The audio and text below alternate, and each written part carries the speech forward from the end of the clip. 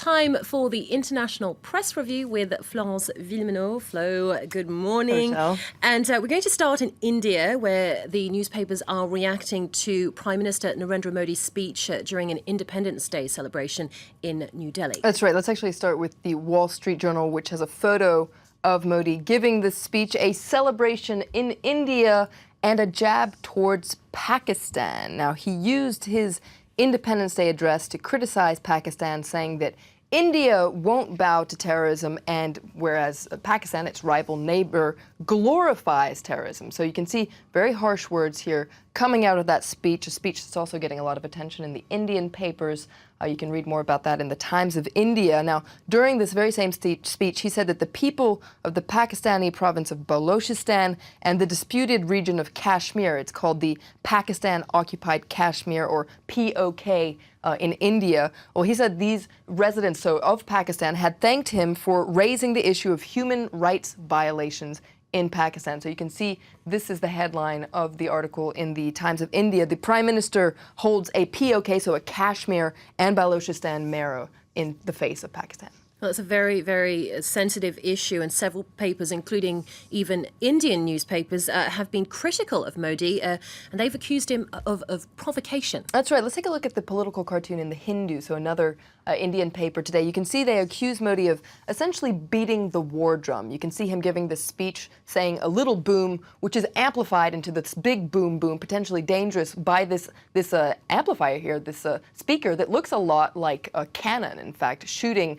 out these words. Now, if you look at the editorial in The Hindu, they talk about one speech, two messages. This Independence Day address was not only meant for domestic consumption, it was a clear message to Pakistan. And this article, this editorial says, other than further escalating tensions between the two countries, it's difficult to see what can come out of such an aggressive posturing on the internal problems of Pakistan.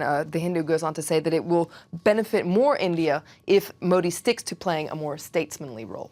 Well, Pakistani authorities, for their part, are accusing Modi of attempting to divert the world's attention. That's right. Let's take a look at an article in Dawn, that's a Pakistani paper, that quotes the Pakistani advisor to the Prime Minister on Foreign Affairs, Saraj Aziz, and he says that Modi is trying to divert global attention away from the tragedy in the part of Kashmir that's controlled by India. So you can see very tense words here between India and Pakistan. He goes on to say that India is a large country, and this must be acknowledged, but having a large country does not translate into having a great country. So you can see trading insults here across the border. Oh, indeed. Well, from one war of words to another, this time between Turkey and Sweden, Ankara has summoned the Swedish chargé d'affaires in Turkey after the Swedish foreign minister claimed that Turkey had legalized sex with underage children. That's right. Now, this is a little bit complicated. I'll try to walk you through it. You can also read about it, of course, in the Swedish papers and media. I pulled out an article from a leading Swedish radio that gives you all the details.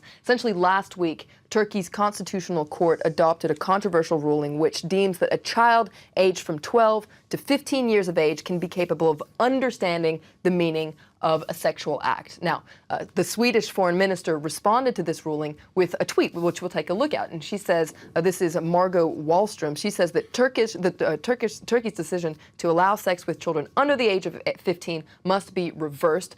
Children need more protection, not less, against violence and sex abuse. But Turkish authorities say that Swedish authorities haven't understood the ruling at all. And let's take a look at Turkey's Deputy Prime Minister, Mehmet Şimşek. You can see how he fired back on Twitter. You are clearly misinformed. There is no such stupid thing in Turkey. Please get your facts right. Wow.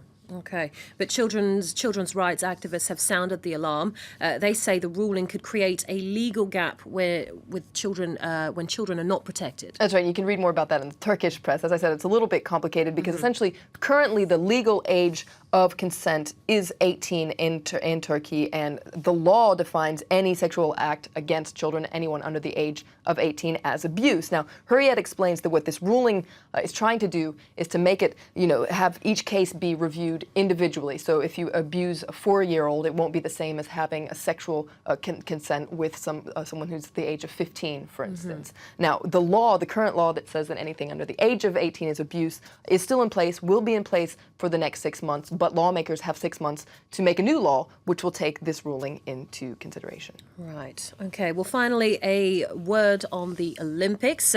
Still a lot of focus on the Jamaican sprinter Usain Bolt and his third straight Olympic 100-meter sprint title. That's right. Let's take a look at the front page of China Daily. Lots of praise for Usain Bolt. You can see here he's aiming for immortal achievement, and lots of praise in the Wall Street Journal today as well, saying that he is not only the fastest human alive, he might be the most magnetic as well. He's incredibly fun to watch, according to the Wall Street Journal. They talk about the unrivaled joy of watching Usain Bolt with this incredible photo, it must be said, by Kai Pfaffenbach from Reuters, where you can see him looking back during that sprint to look at his rivals. This was the semifinal, it must be said. He went on, of course, to win the final. Now, what happens to an athlete after the podium? What happens after the gold medal? Well, there's a hilarious article today in the Washington Post I recommend that says, "So you won a gold medal, welcome to the rest of your life." Now, this isn't so much for superstars like Usain Bolt, but for people who won in, I guess you could say, less prime time sports like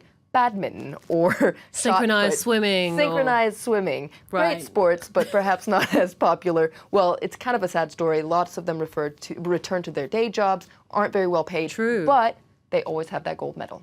Yes, and then they dance with the stars sometimes. They dance with the stars. Well, you know, I mean, why wouldn't you win a gold medal if not to get on dancing with the stars? Okay, Flo, thanks so much for that. Florence Villeminot with the International Press Review.